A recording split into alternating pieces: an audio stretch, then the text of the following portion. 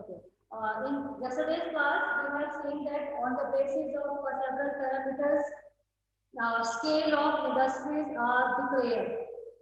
Whether it is large scale industry, small scale industry, or micro industry, or the cottage industry, it is based on certain parameters like the people, number of people employed in that work, value of disconnect हो गया था, value of output. Okay, value of output, electricity consumed in that work. So on the basis of these parameters, scale of industries are announced by the government. ठीक है, कितने लोग काम करते हैं, कैपिटल कितना इन्वेस्ट किया गया है, कमोडिटी कितना प्रोड्यूस किया जाता है, volume of output, value of output, electricity used. On the basis of these type of parameters. हाँ, डिस्कनेक्ट बार बार हो जा रहा है, क्या बात है भाई. हाँ, तो इसमें इन सब बेसिस पे इंडस्ट्री के स्केल को अनाउंस किया जाता है. ठीक है, तुम लोग को मैंने पहले भी बताया था कि MSMEs, micro enterprise, small enterprises and medium enterprises are very important for any country, especially in case of Indian economy, because the number of micro enterprises, small enterprises and medium enterprises are very huge. तो इसका संख्या बहुत ज़्यादा है हमारे देश में, और इसका इम्पोर्टेंस इतना ज़्यादा है कि हमारी कंट्री से जितना भी सामान एक्सपोर्ट होता है, जितना भी सामान हम लोग अपने कंट्री से दूसरे कंट्री की तरफ भेजते हैं, बेचते हैं और डॉलर अर्न करते हैं, फॉरेन करेंसी अर्न करते हैं, उसमें 40% एक्सपोर्ट आइटम जो होता है वो इन सारे माइक्रो, स्मॉल और मीडियम इंटरप्राइजेस में ही बनाए जाते हैं. Repeating once again, we have discussed about the parameters on the basis of which scale of industries is announced by the government. ठीक है, जितने भी पैरामीटर्स होते हैं उसमें एक पैरामीटर को गवर्नमेंट यूज करती है, वो है कैपिटल इन्वेस्टमेंट.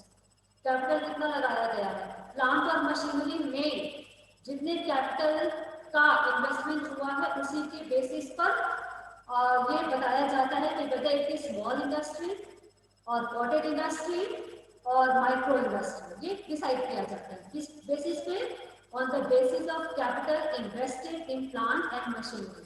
अगर तुमसे पूछा जाए कि किस बेसिस पर इंडस्ट्री के स्केल का अनाउंसमेंट होता है, तो भाई आज बड़ा प्रॉब्लम हो रहा है, 3 बार हो गया एक ही डेट में, देखिए कंटिन्यू कैसे होता है.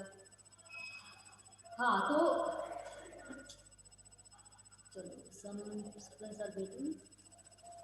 हाँ, तो अब इसमें आंसर होगा प्लांट और मशीनरी में कितना इन्वेस्ट किया गया है उसके बेसिस पर अनाउंस होता है किसी भी इंडस्ट्री का स्केल. पहली बात है. दूसरा, in case of Indian economy, micro, small and medium enterprises play very significant role, and you can imagine that how it is important on the basis of exported item.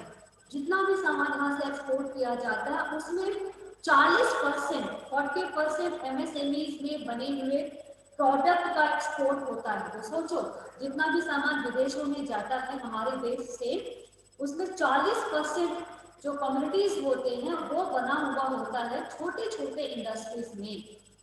ठीक है, छोटे छोटे industries में, चाहे वो तुम्हारा फूड प्रोसेसिंग हो, चाहे वो डेयरी प्रोडक्ट हो, चाहे वो स्पाइसेस का प्रोडक्ट हो, चाहे वो स्पाइसेस हो. ठीक है, तो ये चाहे वो फूड पैकिंग हो.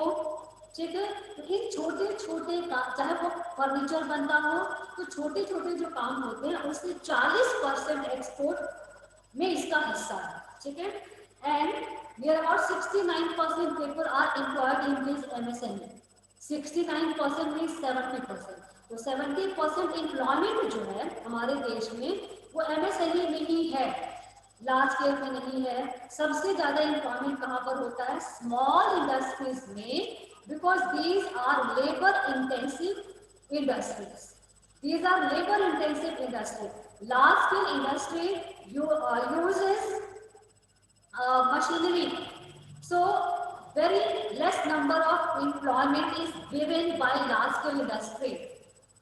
As far as small scale industry is concerned, as it is capital labor intensive, so it gives employment to abundant number of people. तो ये 70% लोगों को रोजगार भी देता है। तो 40% एक्सपोर्ट एमएसएमईज में से होता है, 70% के आसपास रोजगार मिलता है एमएसएमईज में। और यहाँ पर मैन्युफैक्चरिंग जो होता है हमारे देश में जितना भी सामान बनता है, जितना भी सामान बनता है उसमें से 45% जो है वो इसी में बनता है, 45% इसी में बनता है, ठीक है। चाहे वो साड़ियाँ बनती हो, चाहे वो नारियल का जो रेशा होता है उससे फुल मैट बनता हो, डोर मैट बनता हो, चाहे वो बैग बनता हो। तो छोटे मोटे जो वर्क होते हैं वो उसमें मैन्युफैक्चरिंग जो होता है पूरे हमारे कंट्री में उसमें मैन्युफैक्चरिंग। हाँ देखो मैंने इन्फॉर्म कर दिया है, शायद हॉटस्पॉट ऑन करके मेरा क्लास हो, तो ये हो गया। अच्छा, इसके इम्पोर्टेंस के बेसिस पर ही, इसके इम्पोर्टेंस के बेसिस पर ही एमएसएमई एक्ट बना था।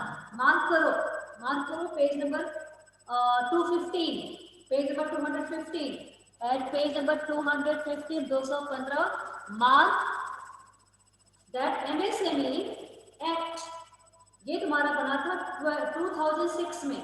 मार्क करो at page number 215 in the first column, in the first column in just middle line, in just middle part of the first column you will get it, the Micro Small and Medium Enterprises Development Act 2006 addresses these issues relating to definition, credit, marketing and blah blah जो भी है।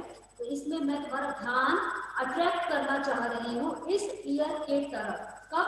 2006 में MSME act बना था।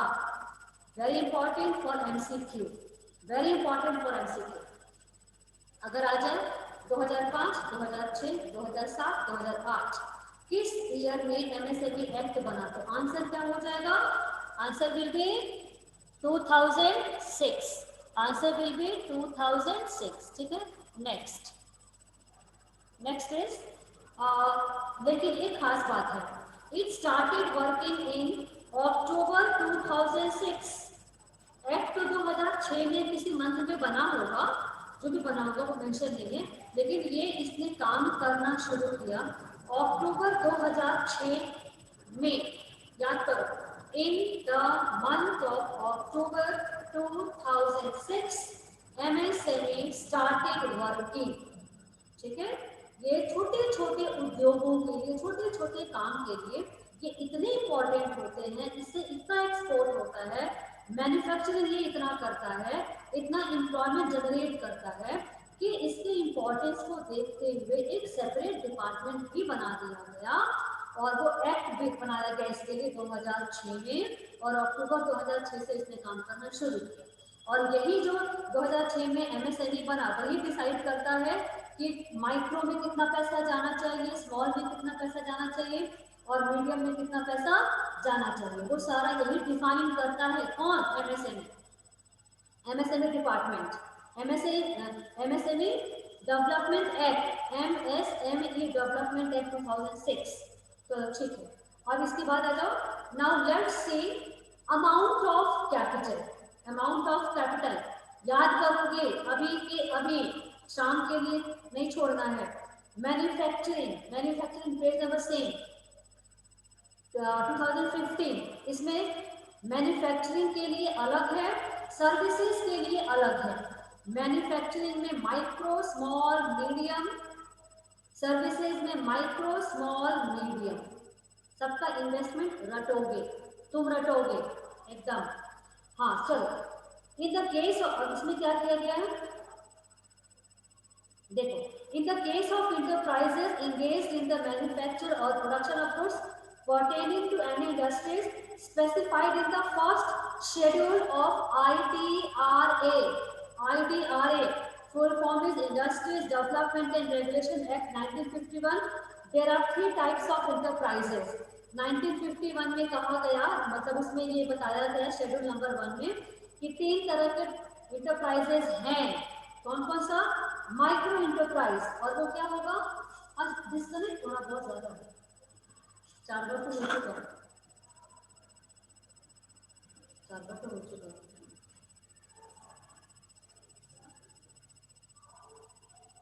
चलो, micro enterprises, those enterprises where investment in plant and machinery does not exceed 25 lakh rupees, 25 lakh रुपए से तुमने अगर किसी काम में इन्वेस्टमेंट किया तो तुम्हें सर्टिफिकेट मिल जाएगा माइक्रो एंटरप्राइजेस का, and you will be entitled to get all benefits और असिस्टेंस, चाहे वो फाइनेंशियल असिस्टेंस हो, चाहे वो एडवाइस करने का हो, government will give you every sort of help if you are setting up micro enterprises wherein you have invested not more than 25 lakh rupees.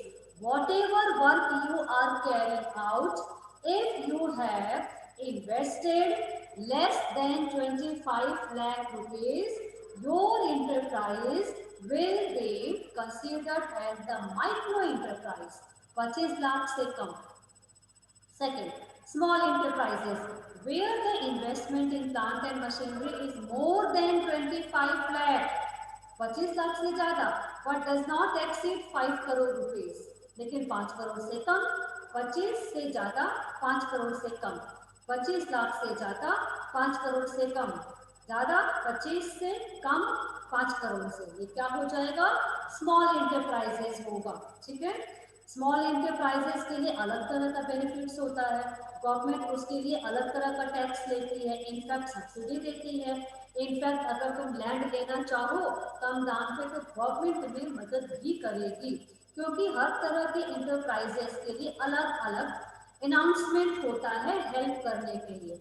अगर माइक्रो इंटरप्राइजेस है तो उसका रूल बहुत फ्लेक्सिबल होगा, स्मॉल इंटरप्राइजेस है तो उसके रूल अलग होगा, फ्लेक्सिबल वो भी होता है. मीडियम इंटरप्राइजेस होगा तो उसका रूल भी अलग होगा मीडियम इंटरप्राइजेस के लिए. Let's see what amount must be invested in medium enterprises. In it, investment, your investment should not exceed 10 crore rupee, यानी 5 लाख से ज़्यादा 10 करोड़ से कम, 5 लाख से ज़्यादा 5 करोड़ से ज़्यादा 10 करोड़ से कम, 5 करोड़ से ज़्यादा 10 करोड़ से कम. ठीक है. मुझे भी याद नहीं था, सही बताते हैं, मुझे भी मैं भूल गई थी, मैंने तो को पढ़ाया था 2 महीने पहले हाफ ईयरली एग्जाम के बाद, मैं सही में भूल गई थी. अब देखो, चेक करना तो मुझे, correct me if I am wrong. In micro enterprises investment should not be more than 20 lakh. ठीक है, सही है. Investment should not be more than 20 lakh. आगे बढ़े. Am I right? Second, am I right? Rohit, am I right? Yes. Yes, ma'am. Yes, ma'am. अभी हम गलत बोले हैं भाई. मैंने क्या कहा? Correct me if I am wrong. Micro enterprises are the enterprises where investment is not more than 25 lakh. It should be less than 25 lakh. 25 lakh और less than 25 lakh से होगा कम इन्वेस्टमेंट, तभी माइक्रो एंटरप्राइज होगा. Small enterprises में more than 25 lakh but less then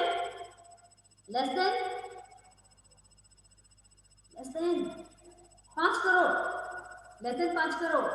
और इसके बाद small enterprise medium enterprises में 5 करोड़ से ज़्यादा लेकिन 10 करोड़ से कम, 5 करोड़ से ज़्यादा लेकिन 10 करोड़ से कम. अरे बच्चों का तो मेमोरी पावर बहुत शार्प होता है, बच्चों का मेमोरी पावर बहुत शार्प होता है. और तुम लोग भूल जा रहे हो तुरंत अभी, या तुम लोग फोन रख के कहीं चले गए. चलो ठीक है, कोई बात नहीं. चलो, services. In case of services, now the limit of investment will get changed. Limit of investment will get changed. See how much it is.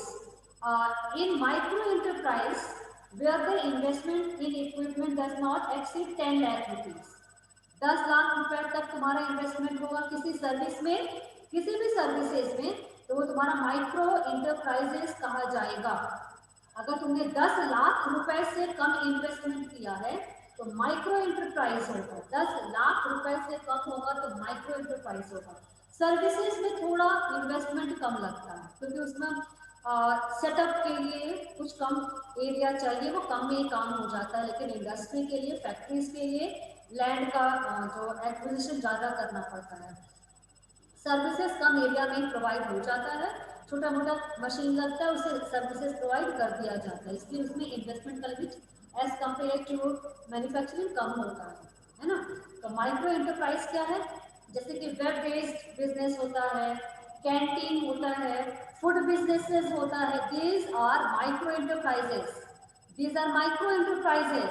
Canteen है, फूड का बिजनेस है, ठीक है, छोटा मोटा अगर तुम रेस्टोरेंट ढाबा टाइप का तुम चला रहे हो, ढाबा नहीं, उससे कुछ बड़ा होगा, रेस्टोरेंट होगा, मिनी रेस्टोरेंट होगा, जिसमें तुम्हारा 10 लाख से कम रुपए लगा के कुछ भी तुम टिफिन सर्विस तुम दे रहे हो, हॉस्टलर्स जो बच्चे हैं तुम उनको टिफिन सर्विसेज पहुंचा रहे हो, तो ये तुम्हारा आ जाएगा माइक्रो एंटरप्राइजेस में। एक छोटा सा रूम ले लिया, खाना तैयार किया, टिफिन सर्विसेज दे दिया हॉस्टलर्स को, ये तुम्हारा माइक्रो एंटरप्राइज में आ जाएगा। वहां तुम्हारा नेचुरल सी बात है कि 10 लाख से कम पैसा लगेगा, तो माइक्रो एंटरप्राइज हो जाएगा सर्विसेज के फील्ड में। Second, small enterprises where the investment in equipment is more than 10 lakh but does not exceed 2 crore, 10 lakh से ज्यादा लेकिन 2 करोड़ से कम।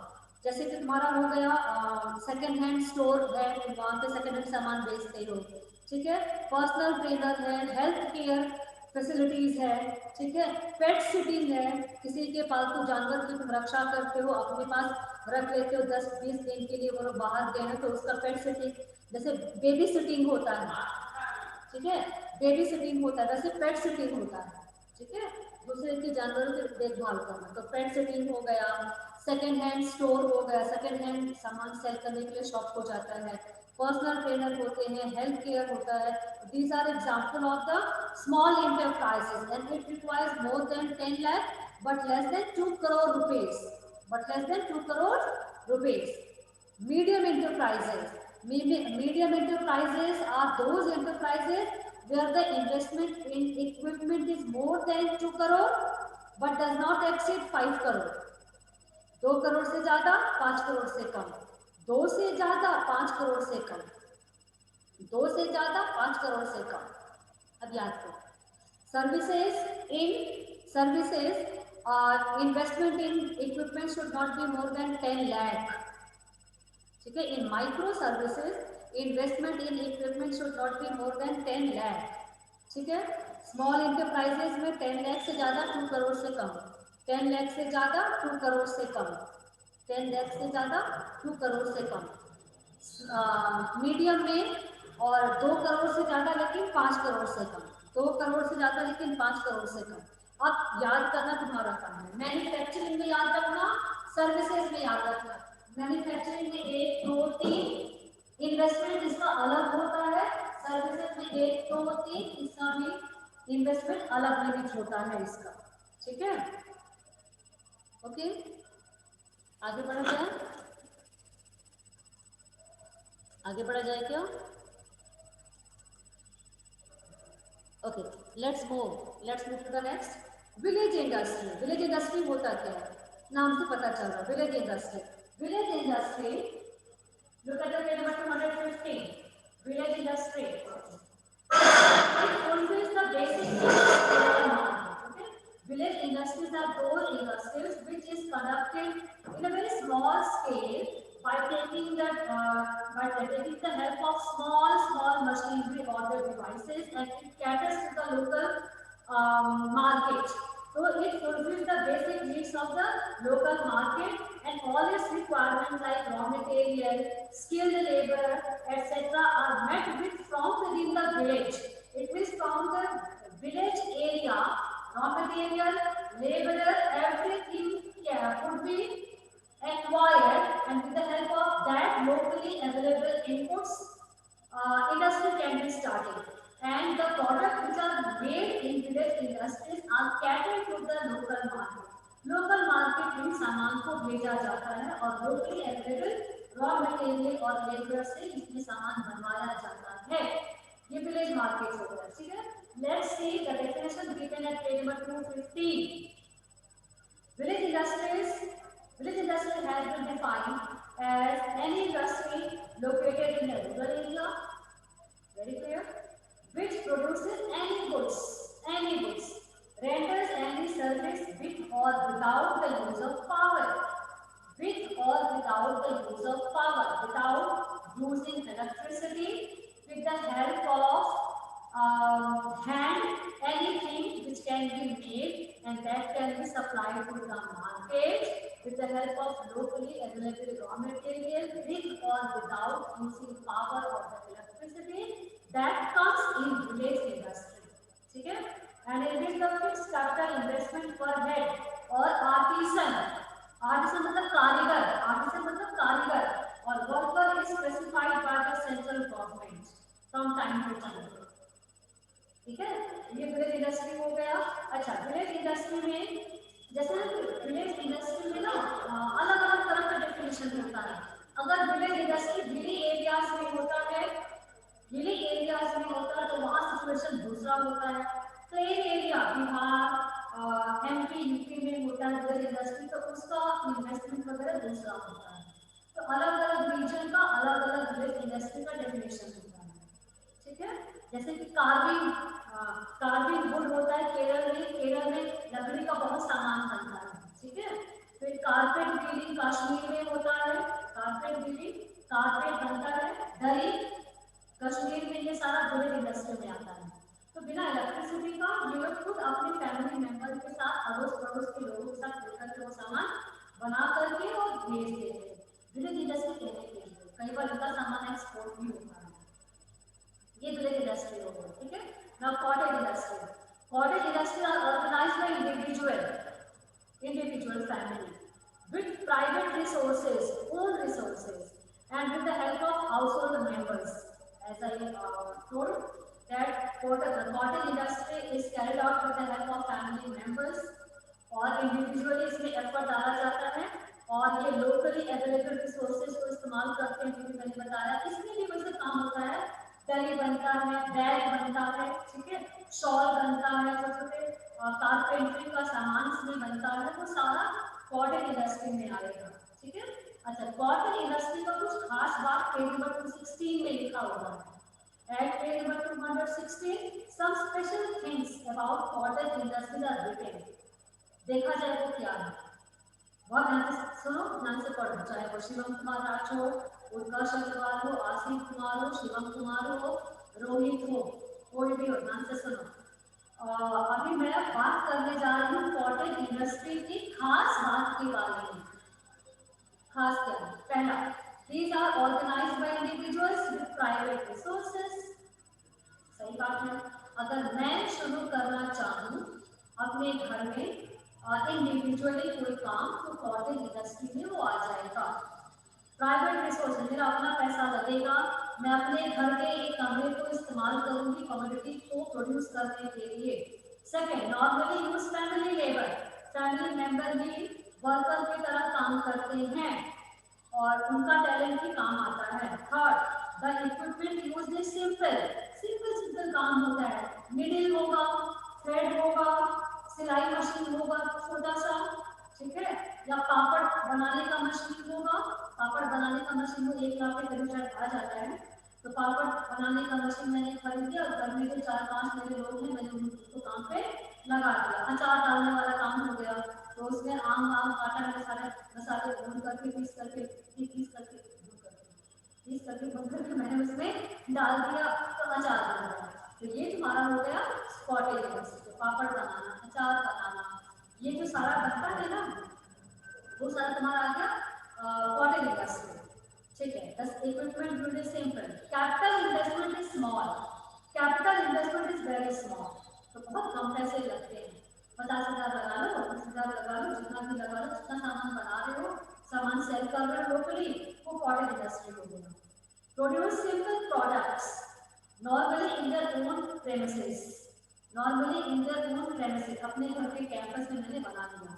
Production of goods using indigenous technology, indigenous means domestic, indigenous means domestic, indigenous मतलब domestic, यानी production of goods using indigenous technology और domestic technology मैंने इस्तेमाल करके प्रोडक्ट बना लिया। These are some of the features of cotton industry. ठीक है, अब जल्दी से MCQ मार्क करो तो MCQ मार्क करो। MCQ में है name the nodal ministry for formulation of policy and coordination of central assistance for the promotion and development of small scale industry. Repeat it. At the same page you can get the answer. You will answer. My question is, you will get the answer from page 216. Name the nodal ministry for formulation of policy and coordination of central assistance for the promotion and development of small scale industry in India. Bharat में small scale industry के promotion के लिए, coordination के लिए कौन सी nodal ministry को बनाया गया है? नाम बताओ उस मिनिस्ट्री का।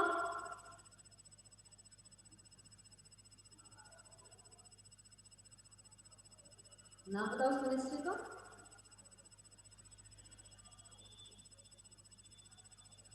Everybody is absent. Is everybody absent?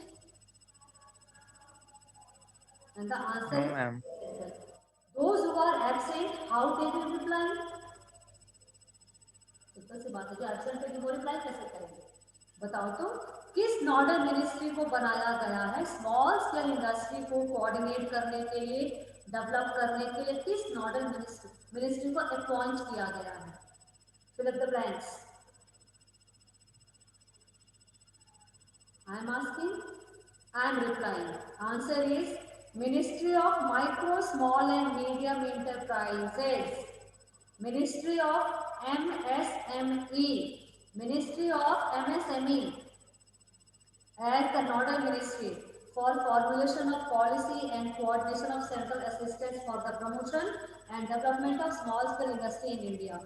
अगर आ जाए कि स्मॉल स्केल इंडस्ट्री को बढ़ावा देने के लिए, प्रमोट करने के लिए किस मिनिस्ट्री को बनाया गया है, किस नोडल मिनिस्ट्री को बनाया गया? तो MSME। ठीक है, ministry of MSME, ministry of MSME को बनाया गया। Next, what is the full form of SIDO? What is the full form of SIDO? SIDO। What is the full form of SIDO? SIDO, SIDO। Asif बोलो।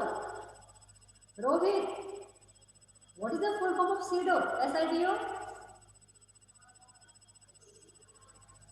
Ma'am, a small industrial development organization.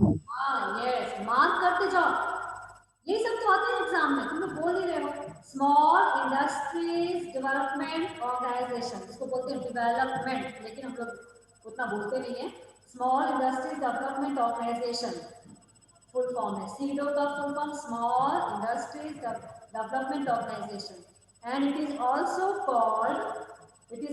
called Office of Development Commissioner, also known as Office of the Development Commissioner, Office of the Development Commissioner। Bracket में SSI लिखा जाता है। SSI का full form ये नहीं है। SSI के ऑफिस को कहा जाता है office of the development commissioner. और ये क्यों बनाया गया है?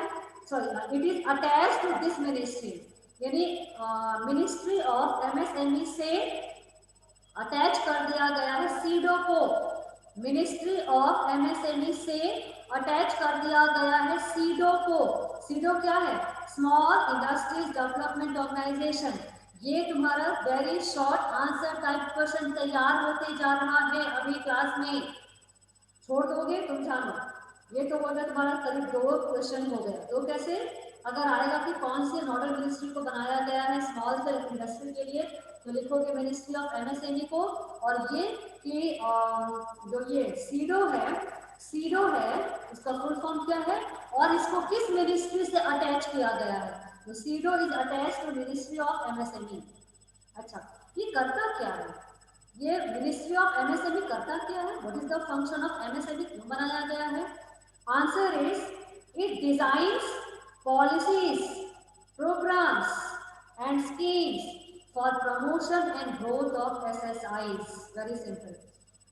Ministry of Micro, Small and Medium Enterprises is established to design policies, programs and schemes for promotion and growth of SSI.